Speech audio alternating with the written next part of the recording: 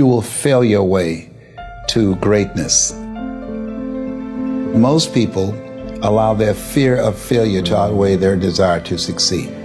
When you're willing to fail again and again and again, when you make up your mind to become unstoppable, when you make up your mind to become a no matter what person, then that will then give birth to a part of yourself that you don't know right now. Imagine, if you will, being on your deathbed and standing around your bed, the ghost of the dreams, the ideas, the abilities, the talents given to you by life, and that you, for whatever reason, you never went after that dream.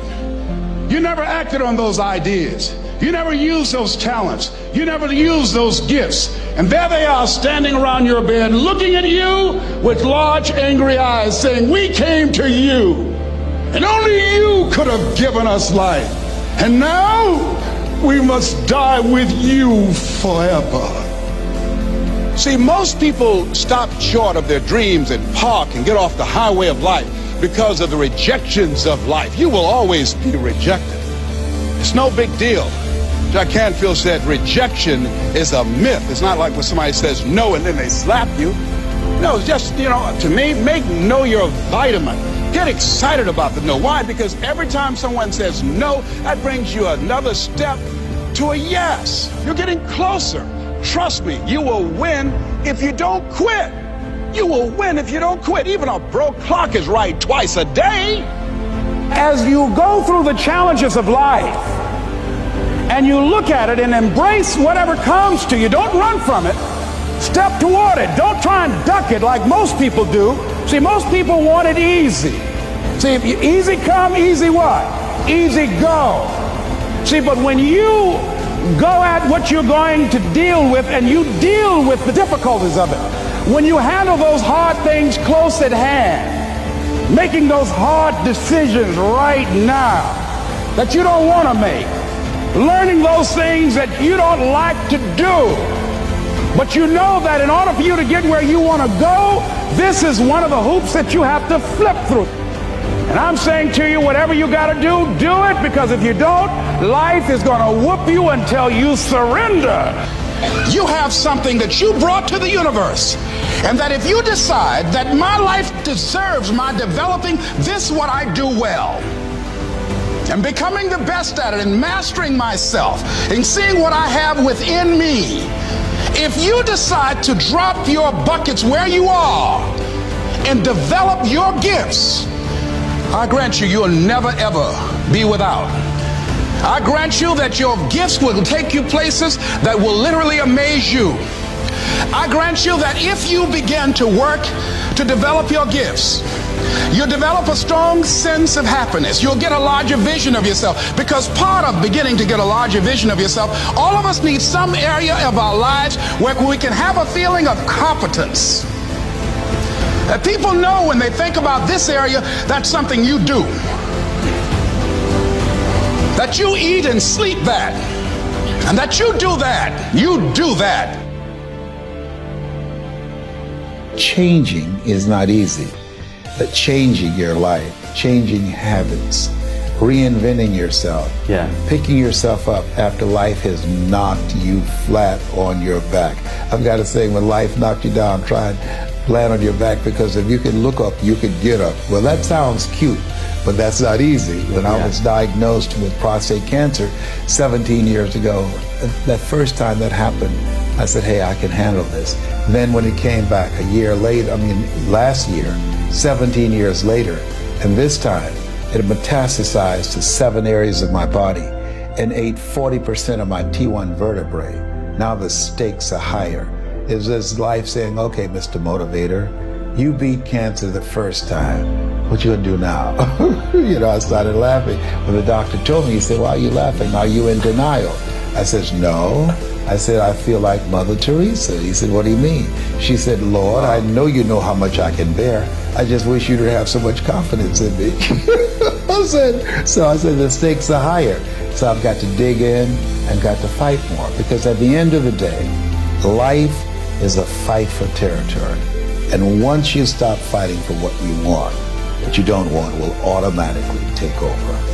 And so it's a fight, it's a challenge in life every day. And what we have to do is embrace it. What we have to do is see it as a project to be worked on. In life, you will always be faced with a series of God-ordained opportunities, brilliantly disguised as problems and challenges. And so I see even cancer as a gift, as a God-ordained opportunity. If you died today, what dreams, what ideas, what talents, what books, what music, what leadership, what voice will die with you? There are a lot of people who are biting their fingers in fear that they might lose their jobs. But there are few people who have decided within themselves, I'm going to make it. Some people aren't waiting to be cut. Some people are moving on their own because they feel within themselves, I've got what it takes to make it. They're not afraid about tomorrow because of how they see themselves, because of what they feel that they deserve, because of what they feel that they can create for themselves. Because these people have decided, as they look at the future, as they look at themselves, there's a way. Where there's a will, there's a way for me to begin to create a way out of no way. And when you have that kind of consciousness, when you have that kind of spirit, nothing can stop you. Nothing.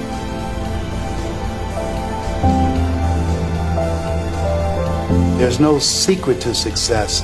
There's a system to success. And no matter what organization you become a part of, the system works if you work it. If you don't work it, it won't work. But it works if you work it. And that's one four-letter word that most people don't like. They're not willing to work. There are winners, and there are losers, and there are people who have not discovered how to win. And all they need is some coaching. All they need is some help and assistance, just a little support. All they need is some insight or different strategy or plan of action to make some adjustments that will open up the key to a whole new future for them, that will give them access to the unlimited power that they have within themselves. That's all that they need. So what I want you to do is think about something you want for you, that's real for you, that's important for you, that will give your life some special meaning and power. And I don't even want you to say, I can do that. I don't want you to assume that. See, 5 years ago when I started out in this area, I would not have been able to make the mental leap that I would be up to where I am right now.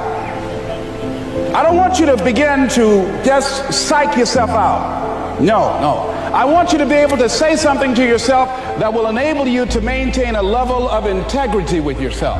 That when you say this, even when you face tremendous setbacks, it will be a benchmark to keep you in the game, to keep you moving forward and experimenting and readjusting your strategy and your plan of action, continuously looking for ways to win. I think we have to reflect on, who am I? Why am I here? What drives me? If I died today, what 3 words would I want said about me if I died today? You know, what is it that defines me? You know, and how do I define myself?